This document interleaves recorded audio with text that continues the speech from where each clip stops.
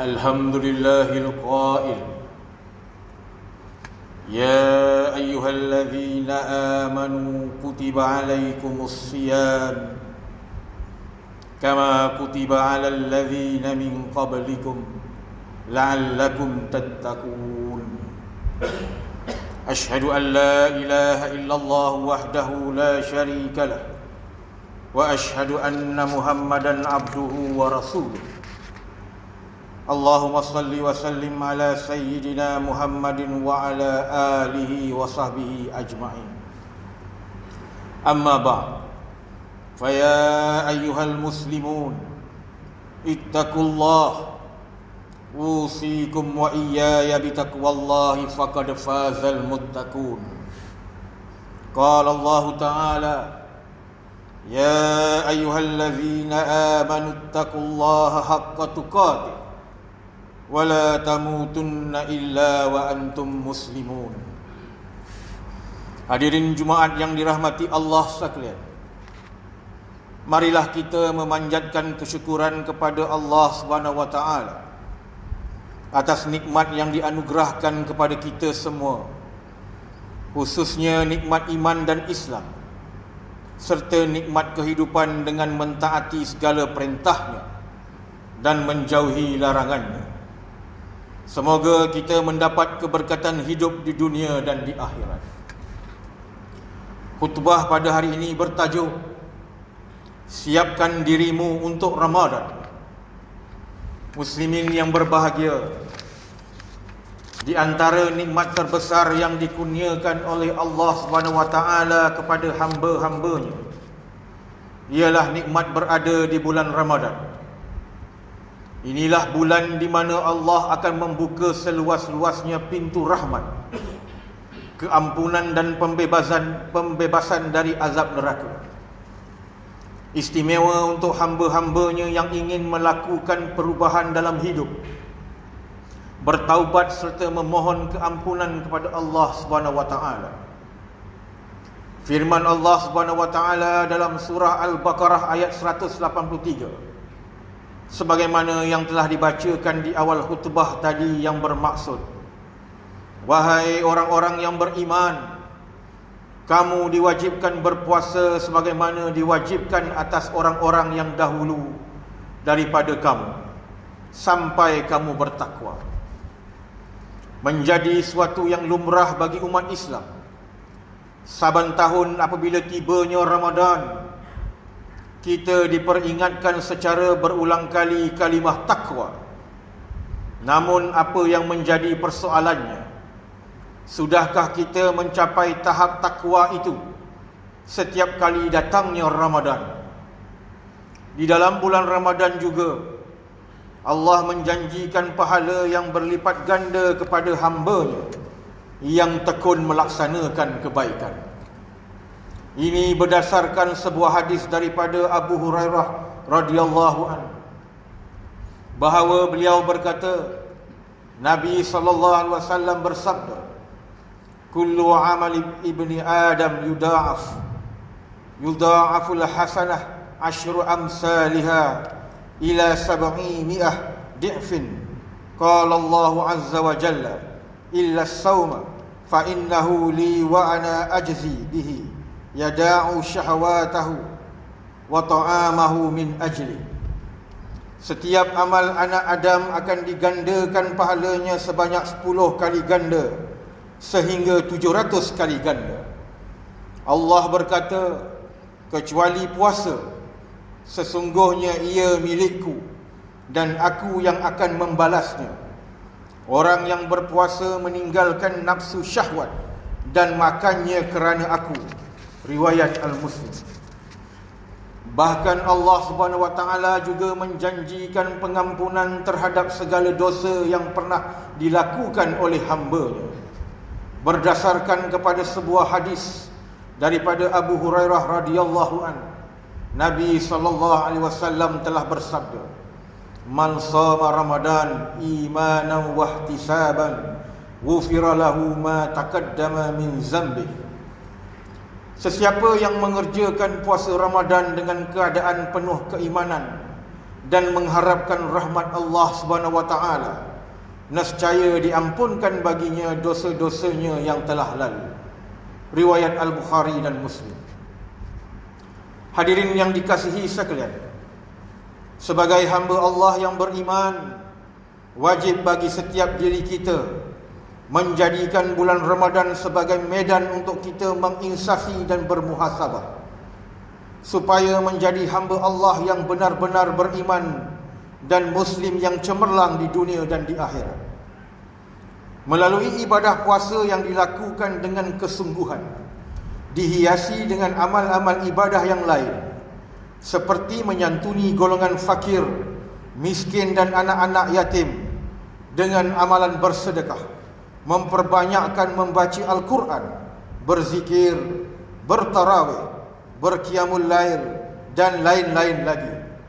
Sebenarnya ia merupakan ubat yang paling mujarab untuk membersihkan jiwa kita daripada kuman-kuman mazmumah, di samping mendorong kita kepada kehidupan yang bahagia dan diridai oleh Allah Subhanahu wa taala. Hadirin sekalian, demi memastikan ibadah puasa Ramadan tahun ini benar-benar memberi perubahan yang besar dalam diri kita, persediaan dan persiapan yang cukup rapi mesti kita lakukan. Antaranya ialah: pertama, kita hendaklah mempunyai ilmu dan kefahaman yang mendalam terhadap ibadah puasa yang akan kita lakukan. Sekiranya seseorang itu berpuasa dalam keadaan mengetahui dan memahami batas-batasnya, maka ibadah puasanya akan lebih berkualiti dan memperolehi ganjaran pahala. Terdapat dalam kalangan masyarakat kita yang cukup menjaga diri daripada melakukan perkara yang boleh membatalkan puasa dengan mengelakkan diri daripada makan dan minum, namun dalam masa yang sama mereka masih melakukan maksiat kepada Allah Subhanahu wa taala. Tidak menunaikan salat, berjudi, mendedahkan aurat, melihat perkara-perkara yang haram, boros dan membazir dalam berbelanja dan perkara-perkara mazmumah yang lain. Akibatnya, ibadah puasanya menjadi sia-sia, hanya sekadar berlapar dan dahaga sahaja. Ingatlah amaran Nabi SAW melalui sebuah hadis daripada Abu Hurairah radhiyallahu an, bahawa Nabi SAW telah bersabda, "Rubba sha'imin laisa lahu min siyamihi illa al-ju'." Boleh jadi orang yang berpuasa tiada baginya daripada puasa tersebut melainkan hanya lapar semata-mata. Riwayat Ibnu Majah. Kedua, perbanyakkan amalan sunat seperti puasa Isnin Khamis. Ini dapat kita lihat apabila Nabi SAW melakukan ibadah puasa sunat Isnin dan Khamis secara tetap. Bahkan baginda akan lebih kerap berpuasa sunat apabila datang sahaja bulan Sya'ban.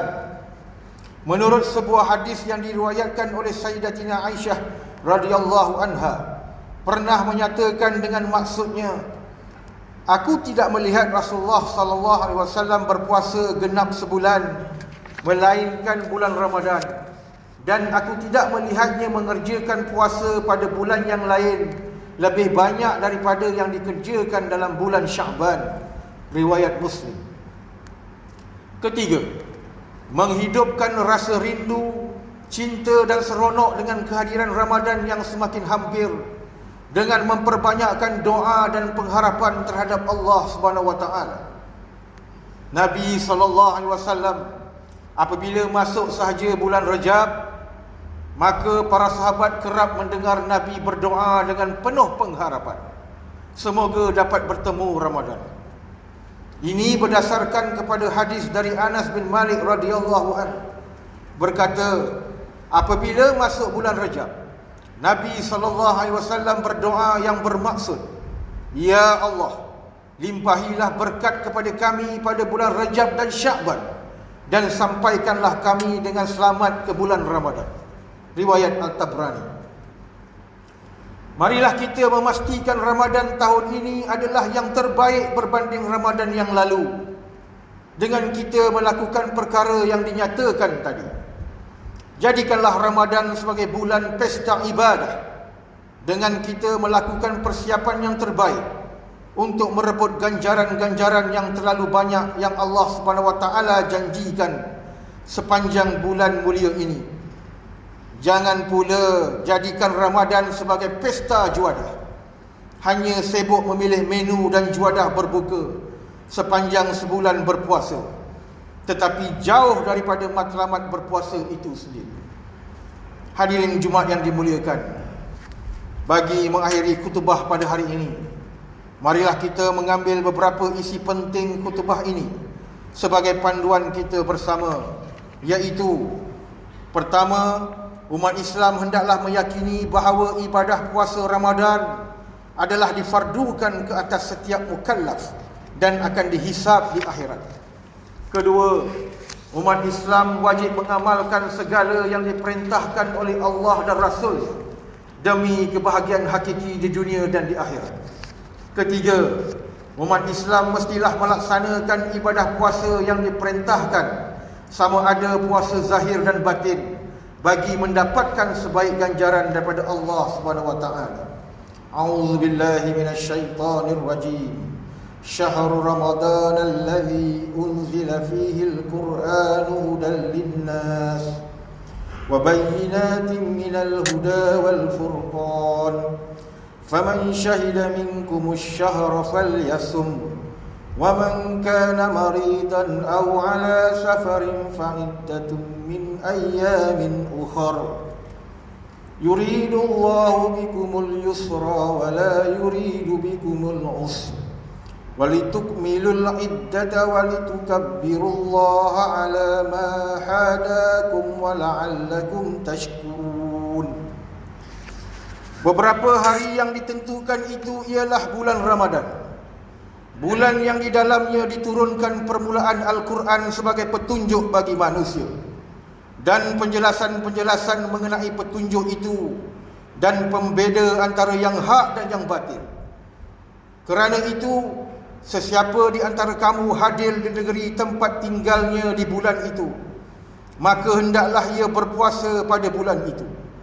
Dan sesiapa sakit atau dalam perjalanan, lalu ia berbuka, maka wajiblah baginya berpuasa sebanyak hari yang ditinggalkannya.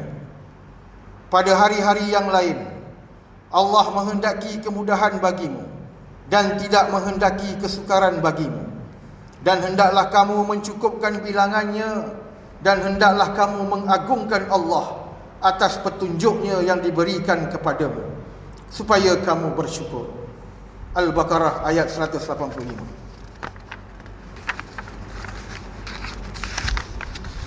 Barakallahu li wa lakum fil Qur'anil azim, wa nafa'ani wa iyyakum bima fihi minal ayati wa zikril hakim, wa taqabbala minni wa minkum tilawatah innahu huwas samiul alim. Aqulu qawli hadza wa astaghfirullahal azim li wa lakum wa lisairil muslimin wal muslimat fastaghfiruhu innahu huwal ghafurur rahim. Allahumma inna nas'aluka bi hadha yawmil mubarak an tashfina qurbatana wa an ta'mira lana dhunubana wa an tarzuqna min haythu la nahtasib wa tawaffa alayhi walhamdulillahi rabbil alamin.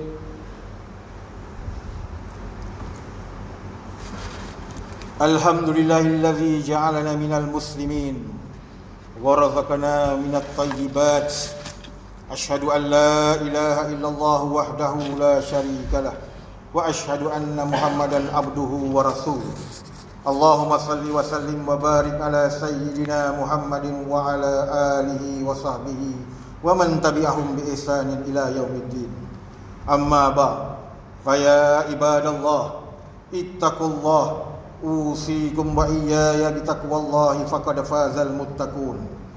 Hadirin yang dirahmati Allah sekalian, marilah kita sama-sama mengawasi diri dan keluarga kita daripada perbuatan keji dan maksiat kepada Allah Subhanahu wa taala. Dalam masa yang sama, kita terus berdoa agar seluruh negara kita senantiasa dirahmati dan dilindungi daripada segala bentuk ancaman serta penularan wabak COVID-19.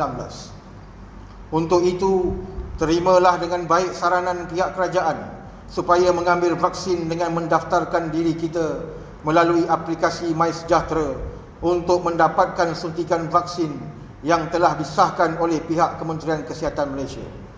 Kita juga tidak perlu gusar dan ragu-ragu lagi apabila menerima suntikan tersebut ketika berpuasa di bulan Ramadan, kerana ianya tidak akan membatalkan puasa. Perkara ini telah diperhalusi dan diperbincangkan untuk menetapkan hukum keharusannya melalui mesyuarat jawatankuasa muzakarah Majlis Kebangsaan bagi Hal Ehwal Agama Islam Malaysia MKI kali ke-118 yang bersidang pada 16 hingga 17 Februari 2021 dan mesyuarat jawatankuasa Fatwa Negeri Selangor yang telah bersidang pada 9 Mac 2021. Muslimin yang berbahagia, mudah-mudahan kita tergolong dalam kalangan hamba-hamba Allah yang bersabar ketika menempuh segala penyakit yang menimpa, berdisiplin mematuhi prosedur operasi standard dan tata cara amalan kebiasaan baharu untuk memerangi wabak penyakit COVID-19 demi keselamatan diri serta masyarakat. Qala Allah Ta'ala, innallaha malaikatahu yusalluna 'alan nabi ya ayyuhallazina amanu sallu 'alaihi wa sallimu taslima. Allahumma salli wa sallim ala sayyidina wa maulana Muhammad sayyidil mursalin wardallahuma an ashabihi wa qarabatihi wa azwajihi wa dhurriyyatihi ajma'in. Allahumma fil lil muslimina wal muslimat wal mu'minina wal mu'minat al ahya'i minhum wal amwat innaka sami'un qaribun mujibud da'awat wa ya qadiyal hajat. Allahumma a'izzal islam wal muslimin wa ahlikil kafarata wal mubtadi'ata wal musyrikin wa dammir a'da'aka a'da'ad din wansurna 'alal qaumil kafirin. Allahumma inna nas'aluka wa natawassalu ilaika bi nabiyyikal amin wa nas'aluka bi asma'ikal husna wa sifatikal uzma an tahfaza bi aini inayatika rabbaniyah wa bi hifzi wiqayatika samadaniyah jalalata malikinal muazzam Sultan Selangor Sultan Syarafuddin Idris Shah Al-Haj ibni almarhum Sultan Salahuddin Abdul Aziz Shah Al-Haj. Allahumma adimil auna wal hidayata wat taufiq was-sihhata was-salamata min liwali ahdi Selangor Tengku Amir Shah ibni Sultan Syarafuddin Idris Shah Al-Haj fi amnin wa salahin wa afiyatin bimannika wa karamika ya zal jalali wal ikram. Allahumma atil umrahuma muslihaini lil muwazzafin wal ra'iyyati wal bilad wa balligh maqasidahuma li tariqil huda war rasyad. Ya Allah, Engkaulah Tuhan yang Maha Berkuasa. Kami bersyukur kehadrat-Mu yang telah mengurniakan rahmat dan keberkatan kepada negeri ini yang terus sejahtera dan maju serta rakyatnya bersatu padu di bawah naungan dan pimpinan raja kami sebagai ketua agama Islam di negeri ini. Ya Allah, jadikanlah kami ini hamba-hamba-Mu yang sentiasa meninggikan kalimah dan agama. Hindarilah kami dari kelompok dan golongan yang suka mencela, mencaci dan menghina agama. Ya Allah, kurniakanlah petunjuk kepada kami untuk mendirikan solat fardu 5 waktu secara berjamaah, menunaikan zakat melalui lembaga zakat Selangor, mewakaf dan menginfakkan harta melalui Perbadanan Wakaf Selangor dan tabung infak jariah umat Islam Selangor Tijari, dan kepada anak-anak yatim melalui Yayasan Islam Darul Ihsan. Allahumma ya dafi'al bala idfa' anna hazal waba wal bala wal marad wasyada'id wal mihan bilutfika ya latif innaka ala kulli syai'in qadir wa bil ijabati jadir. Rabbana hab lana min azwajina wa dhurriyyatina qurrata a'yunin waj'alna lil muttaqina imama. Rabbana atina fid dunya hasanah wa fil akhirati hasanatan wa qina azaban nar. Ibadallah, innallaha ya'muru bil adli wal ihsan wa ita'i dzil qurba wa yanha 'anil fahsya'i wal munkari wal baghi ya'izukum la'allakum tadhakkarun. Fazkurullahal azim yazkurkum washkurhu ala ni'amihi yazidkum was'aluhu min fadlihi yu'tikum wa la zikrullahi akbar wallahu ya'lamu ma tasna'un.